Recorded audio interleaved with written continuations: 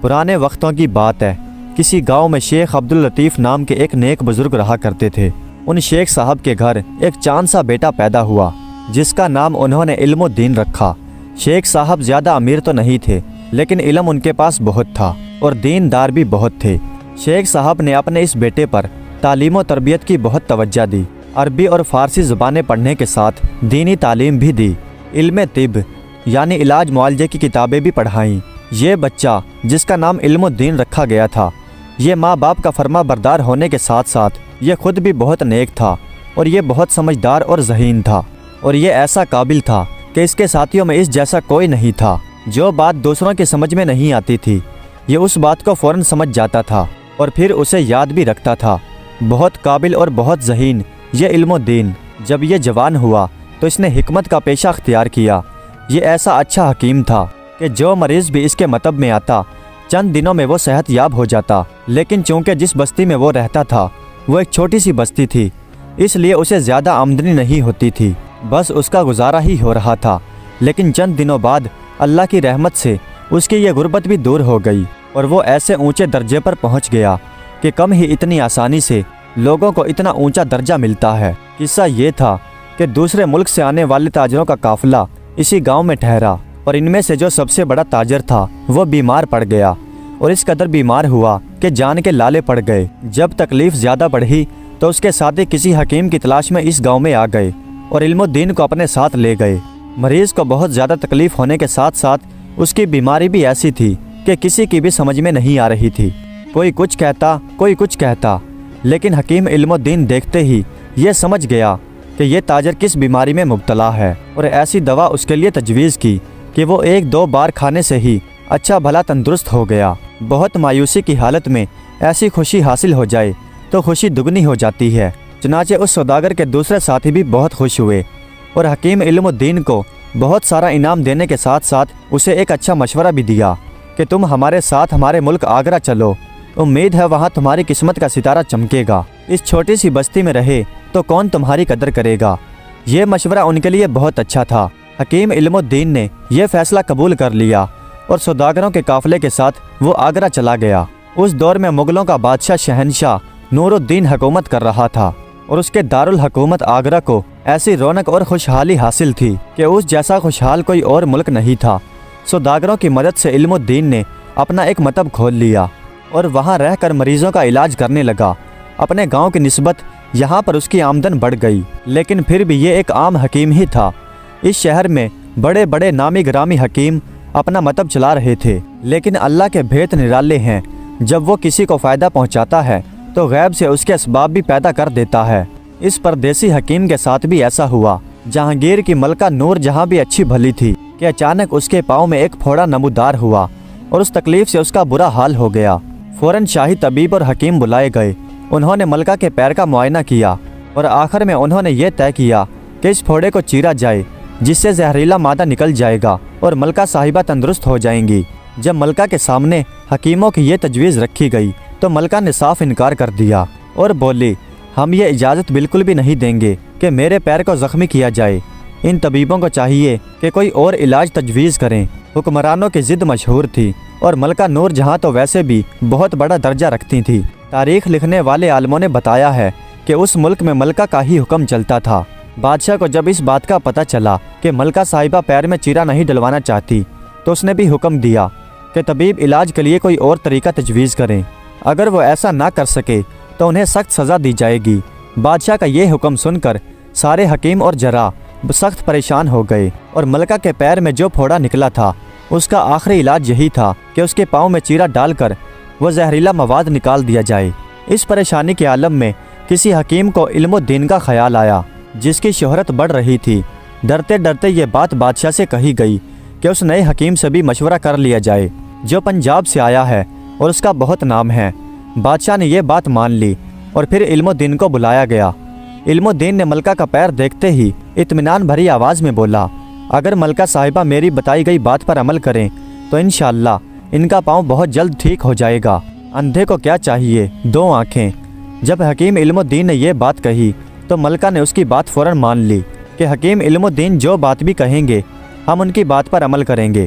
हकीम इल्मुद्दीन ने महल के खादमों को हुक्म दिया कि वो महल के सहन में इतना रेत बिछा दें कि जिसमें एक आदमी का पाँव धंस जाए। ये काम फौरन कर दिया गया, लेकिन ये देखकर सब हैरान थे कि एक ऐसे खतरनाक मरीज के लिए ये कैसा इलाज है। शाही तबीबों ने दबे दबे अल्फाजों में यहाँ तक कहा कि ये हकीम ऐसे ही सबका वक्त ज़ाया कर रहा है। मलका साहिबा को चाहिए कि वो हमारी बात को मान लें, लेकिन हकीम इल्मुद्दीन ने लोगों की मुखालफत की कोई परवाह न की। जब रेत सहन में बिछा दिया गया तो हकीम इल्मुद्दीन ने मलका से कहा, हजूर अब थोड़ी सी तकलीफ ये कीजिए कि नंगे पाँव सहन के एक सिरे से दूसरे सिरे तक जाइए। ये इलाज मलका साहिबा के भी समझ में नहीं आ रहा था, लेकिन चूंकि हकीम इल्मुद्दीन को इलाज करने की इजाज़त दी गई थी, इसलिए वो खामोश रहीं और नंगे पाँव सहन के एक सिरे से चलकर दूसरे सिरे तक पहुंच गईं। उधर मलका जब आधे सहन तक पहुंच गई तो हकीम इल्मुद्दीन जल्दी से आगे बढ़कर उन पैरों के निशानों को देखने लगा जो रेत पर बन गए थे, और फिर अपनी जगह पर वापस आ गया और फिर मलका साहिबा के सामने अर्ज करते हुए कहा कि मलका साहिबा, एक बार और अपने इन्हीं पैरों के निशानों पर पैर रखती हुई फिर महल के एक सिरे से दूसरे सिरे तक चली जाएं। मलका ने यह बात भी मान ली, और फिर जब वो महल के एक सिरे से दूसरे सिरे तक पहुंची तो मलका को यूं महसूस हुआ जैसे उनके पाँव का दर्द करीब करीब ख़त्म हो चुका है। उसने झुककर अपने पाँव का फोड़ा देखा तो वो भी गायब हो चुका था। वो ये देखकर खुशी से चिल्लाकर बोली, वाह हकीम साहब वाह, हम तो वाकई तंदुरुस्त हो गए। जिस पाँव के दर्द की वजह से हमारी जान निकली जा रही थी, अब वो बिल्कुल ठीक हो गई। मलका का ये कहना था कि पूरे महल में खुशी की लहर दौड़ गई, शादियाने बजने लगे। हकीम इल्मुद्दीन ने आसमान की तरफ देख के अल्लाह का शुक्र अदा किया और फिर मलका साहिबा के पाँव पर मरहम लगाते हुए कहा, मलका आलिया, हजूर की ये तकलीफ़ मेरी वजह से नहीं बल्कि अल्लाह ताला की मेहरबानी की वजह से दूर हुई। इंशाअल्लाह 2-3 दिन में आप बिल्कुल चलने फिरने के काबिल हो जाएंगी, और फिर अगर अल्लाह ने चाहा तो ऐसी तकलीफ़ फिर कभी नहीं होगी। बादशाह भी करीब खड़ा ये सब कुछ देख रहा था। जब बादशाह ने मलका को खुश और मुत्तमीन देखा तो फ़ौरन हुक्म दिया कि इस हकीम को इसी वक्त 1 लाख अशरफियाँ दी जाएं। माँ बदौलत इस बात से खुश हुए हैं कि पलक झपकते ही इसने मलका को इस तकलीफ से निजात दिला दी जिससे शाही तबीबों के नज़दीक मलका के पैर को ज़ख्मी करना था। जब बादशाह की बात ख़त्म हुई तो मलका आलिया ने कहा, वाकई जिस काबिलियत से इन हकीम साहब ने मेरी तकलीफ़ को दूर कर दिया है, कदरदानी के तौर पर हम अपने सब जेवर इन्हें दे रहे हैं जो इस वक्त हमने पहन रखे हैं। यह कहते ही मलका आलिया ने सोने के वो जेवर जिनमें हीरे जवाहरात जड़े हुए थे और इनके साथ साथ जो करीब ख़वातीन खड़ी थी, उन्होंने भी अपने सारे कीमती जेवरात उतार कर उस हकीम को देना शुरू कर दिए। बादशाह की तरफ से दी गई रकम 1 लाख और इन जेवरात को मिलाकर कुल रकम 22 लाख रुपए बन गई। और इस इनाम के अलावा भी इस गरीब ख़ानदान से ताल्लुक़ रखने वाले इस हकीम पर बादशाह ने एक और एहसान ये किया कि उसे अपने मसाहिबों में एक आला मकाम पर फाइज कर दिया। आन की आन में हकीम इल्मुद्दीन को जो मनसब और जो इनाम उसे मिल गया था वही इसकी तमन्नाओं से भी ज़्यादा था, लेकिन आगे चलकर अल्लाह पाक ने इसे और भी ज़्यादा रुतबा अता किया। जहांगीर की हुकूमत के बाद शाहजहां तख्त पर बैठा तो इसने काबिल तबीब को वज़ीर खान का लक़ब देकर पंजाब का गवर्नर बना दिया। और बहुत ज़्यादा हैरान कर देने वाली बात यह थी कि हकीम इल्मुद्दीन की तरक्की पंजाब का गवर्नर बनने के बाद भी ना रुकी। अपने नेक बंदों पर बहुत ही मेहरबानियाँ करने वाले अल्लाह ने उसे एक और ऐसी इज्जत बख्शी कि रहती दुनिया तक उसका नाम जिंदा रहेगा और इसे सवाब भी मिलता रहेगा। प्यारे दोस्तों, आखिर में ये बताना भी ज़रूरी है कि इस काबिल हकीम ने मलका साहिबा का इलाज कैसे किया, क्योंकि रेत के बगैर नंगे पाँव फर्श पर चलना तो इस फोड़े का इलाज नहीं हो सकता था, जबकि इसका इलाज मुगलिया सल्तनत के नामी गरामी तबीब और जरा भी ना कर सके। हकीम इल्मुद्दीन ने फोड़े का इलाज तो यही किया था कि मलका साहिबा के फोड़े को चीर कर उसके अंदर से वो जहरीला मवाद निकाला था, लेकिन अपनी खुदा दात जहानत से हल ऐसा निकाला था कि वो मवाद भी निकल गया और मलका को इसकी तकलीफ भी नहीं हुई और ना ही मलका साहिबा ने किसी किस्म की तकलीफ को बर्दाश्त किया था। वो तदबीर ये थी कि रेत के फर्श पर मलका साहिबा के जो पैरों के निशान बने थे उनमें से हकीम इल्मुद्दीन ने एक छोटा सा कांटा लगा दिया था, जहां फोड़े की भार की वजह से कुछ गहराई पैदा हो गई थी। मलका इन्हीं निशानों पर पैर रखती हुई जब दूसरे सिरे तक गई तो कांटा फोड़े में चुभ गया और इससे वो जहरीला मवाद सारा निकल गया, जिसकी वजह से मलका साहिबा सख्त तकलीफ में थी। अब हकीमों इल्मुद्दीन ने भी फोड़े का इलाज तो वही किया जो हकीमों और तबीबों ने बताया था, लेकिन तरीका ऐसा अख्तियार किया जो अल्लाह ताला की ख़ास मेहरबानी की वजह से उसके जहन में आया था। सच है कि کہ عقل کی سچی روشنی انسان کو اللہ کی مہربانی سے ہی حاصل ہوتی ہے، اور یہ روشنی ان لوگوں کو ضرور بخشی جاتی ہے جو نیک اور سچے راستے پر چلنے کا پکا ارادہ کر لیں۔ اسی روشنی کا نام ایمان کا نور ہے۔ پیارے دوستو، صدیوں پہلے کی بات ہے کہ حجاز اور شام کے درمیان عرب کے ایک اکثر حصے میں ایک قوم آباد تھی۔ یہ بہت طاقتور اور بڑے بڑے قد کے لوگ تھے۔ ان کے پاس مال و دولت کی کثرت تھی اور ان کی عمریں اتنی لمبی ہوتی تھی کہ وہ مٹی چونے کے استعمال سے اپنے مکانوں کی چھتیں اور دیواریں بناتے تو وہ ان کی عمر میں ہی بوسیدہ ہو جاتے تھے۔ وہ پہاڑوں کو تراش کر ان میں اپنے مکان بناتے تھے۔ وہ اتنی زیادہ طاقت اور دولت ہونے کی وجہ سے بہت متکبر ہو چکے تھے۔ انہوں نے قتل و غارت، مار پیٹ، لڑائی فساد اور بے انصافیوں سے زمین میں فساد برپا کر رکھا تھا، یہاں تک کہ وہ اللہ کو بالکل ہی بھول چکے تھے اور اللہ کے علاوہ بتوں اور پتھروں کو اپنا معبود بنا لیا تھا۔ لیکن ان میں سے ایک نوجوان ایسا تھا جو ان کے ان سب کاموں سے بہت بیزار تھا اور ان سب کو ان برے کاموں سے روکتا رہتا تھا۔ اس نوجوان اور اس قوم کا ذکر اللہ پاک نے قرآن پاک میں فرمایا ہے۔ اس قوم کا نام قوم سمود اور اس نوجوان کا نام صالح علیہ السلام تھا۔ جب حضرت صالح علیہ السلام نے اپنی قوم سے کہا کہ اے لوگو، ایک اللہ کی عبادت کرو کیونکہ اس کے علاوہ کوئی معبود نہیں، اسی نے تم سب کو پیدا کیا اور اس زمین پر بسایا، پھر کیوں تم انہیں چھوڑ کر ان پتھروں اور بتوں سے مدد مانگتے ہو؟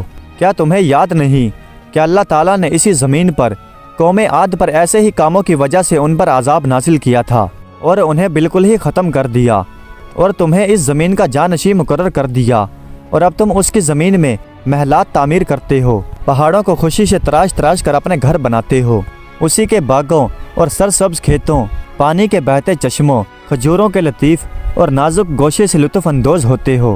یہ سب اللہ کی ہی نعمتیں ہیں اور وہ سب کا مالک اور خالق اور عبادت کے لائق ہے۔ لیکن انہوں نے صالح علیہ السلام کی ایک نہ سنی اور الٹا انہیں ہی کہنے لگے کہ صالح علیہ السلام، ہم تو تمہیں پر امید لگائے بیٹھے تھے، ہمیں تو تم پر بڑی توقعات تھی، لیکن تمہیں الٹا ہمیں غلط کہنے لگے اور ہمیں ہی سمجھانے بیٹھ گئے۔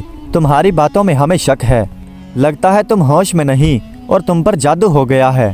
تم تو ہمیں ان کی عبادت کرنے سے روکتے ہو جن کی عبادتیں ہمارے بزرگ کرتے آئے۔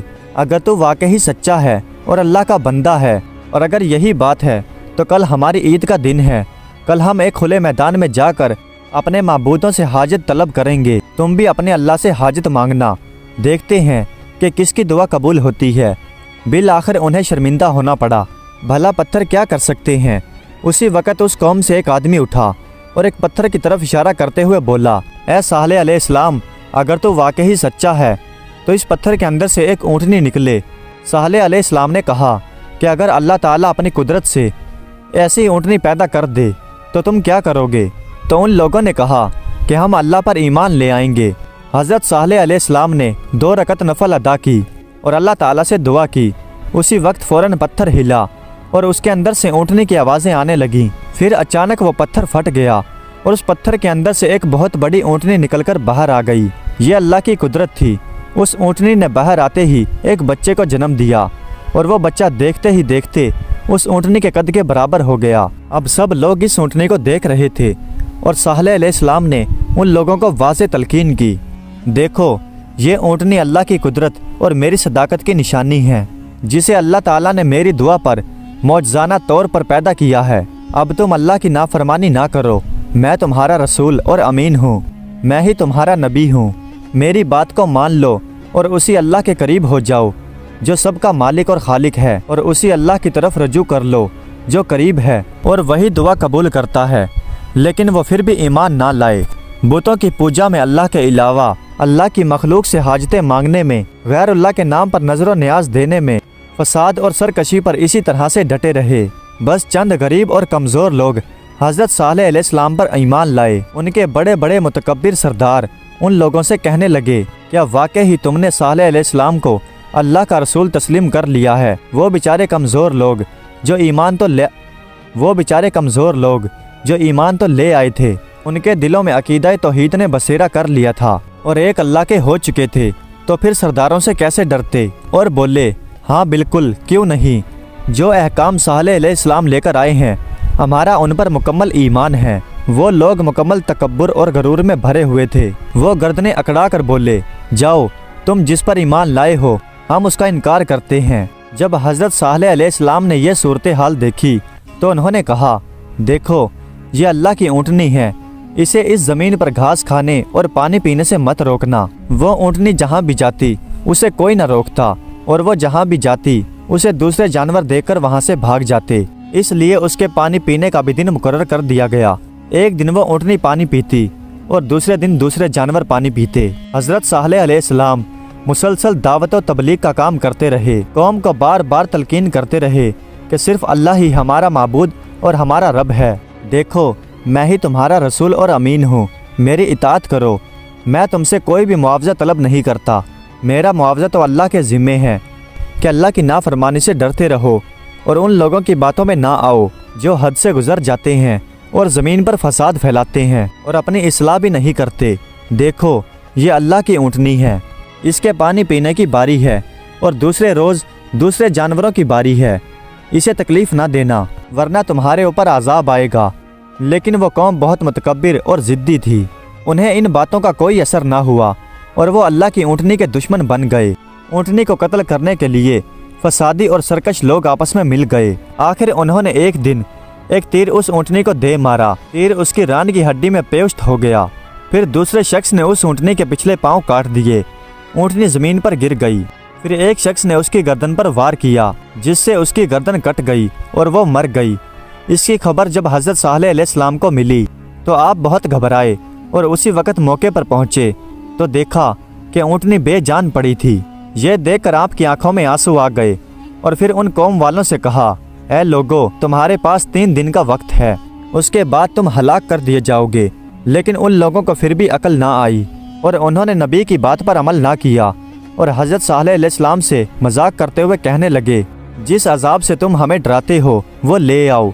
پھر ایسے ہی 3 دن پورے ہو گئے اور عذاب آ گیا، ایک شدید قسم کا زلزلہ آیا، ان سب کے دل پھٹ گئے اور وہ سب ہلاک ہو گئے کیونکہ انہوں نے اللہ اور اس کے رسول کی بات کو نہیں مانا تھا۔ وہ اپنے گھروں میں اوندھے پڑے ہی رہ گئے جیسے وہ یہاں کبھی بسے ہی نہیں تھے۔ پیارے دوستو، بنی اسرائیل کے 3 آدمی تھے، ان میں سے ایک گنجا، دوسرا نابینا اور تیسرا کوڑی تھا۔ ان تینوں کے پاس اللہ تعالیٰ کے حکم سے ایک فرشتہ آیا اور ان سے ان کی خواہش کے بارے میں پوچھا۔ پہلے گنجے شخص کے پاس اللہ کا فرشتہ آیا اور اس سے پوچھا کہ تیری کیا خواہش ہے؟ میں اللہ تعالیٰ سے دعا کروں گا تاکہ تیری خواہش پوری ہو جائے۔ وہ کہنے لگا، میری خواہش یہ ہے کہ میرے سر پر بال آ جائیں تاکہ لوگ مجھ سے نفرت نہ کریں۔ فرشتے نے اللہ تعالیٰ سے دعا کی اور اس کے سر پر بال آ گئے۔ فرشتے نے اس آدمی کو ایک اونٹنی دی اور پھر وہ آدمی خوش و خرم اپنی زندگی گزارنے لگا۔ پھر فرشتہ اس اندھے آدمی کے پاس گیا، اس سے بھی فرشتے نے وہی بات کہی جو پہلے آدمی سے کہی تھی۔ وہ اندھا آدمی کہنے لگا، میری آنکھیں نہیں ہیں جس سے میں دنیا کی تمام نعمتیں دیکھنے سے محروم ہوں۔ اس اندھے آدمی نے کہا، آپ میرے لیے دعا کیجئے کہ میری بینائی لوٹ آئے تاکہ میں اس دنیا کو دیکھ سکوں۔ پھر اس فرشتے نے اللہ پاک سے دعا کی اور اس کی بینائی لوٹ آئی۔ فرشتے نے اسے بکری دی اور وہاں سے چلا گیا۔ پھر فرشتہ اس تیسرے آدمی کے پاس گیا جو کوڑی تھا اور بہت غریب تھا۔ فرشتے نے اس کی خواہش پوچھی تو وہ کہنے لگا، آپ اللہ پاک سے دعا کیجئے کہ میرا جسم ٹھیک ہو جائے۔ فرشتے نے اس کے لیے بھی اللہ پاک سے دعا کی اور وہ بھی ٹھیک ہو گیا۔ فرشتے نے اسے ایک گائے دی اور وہاں سے چلا گیا۔ پھر کچھ عرصہ بعد وہی فرشتہ ایک فقیر کی شکل میں ان کے پاس آیا اور ایک ایک کر کے ان کے پاس گیا۔ ایک ایک اونٹ اور ایک ایک بکری اور گائے کی بجائے ڈھیر ساری بکریاں اور ڈھیر ساری گائیں اونٹ تھی۔ فرشتہ پہلے اس آدمی کے پاس گیا جو گنجا تھا اور پھر اللہ کے حکم سے ٹھیک ہو گیا تھا۔ فرشتہ جو بھکاری کی شکل میں تھا اس آدمی سے کہنے لگا کہ تمہارے سر پر بال نہیں تھے، اللہ تعالیٰ نے تجھے ٹھیک کر دیا اور تجھے یہ مال بھی دیا، اب اس مال میں سے ایک اونٹ مجھے دو۔ تو وہ آدمی کہنے لگا، یہ سارا مال تو میں نے اپنی محنت سے جمع کیا ہے۔ پھر فرشتہ اس دوسرے آدمی کے پاس گیا جو کوڑی تھا، اس نے بھی یہی جواب دیا اور اللہ تعالیٰ نے ان دونوں کو پہلے جیسا ہی بنا دیا۔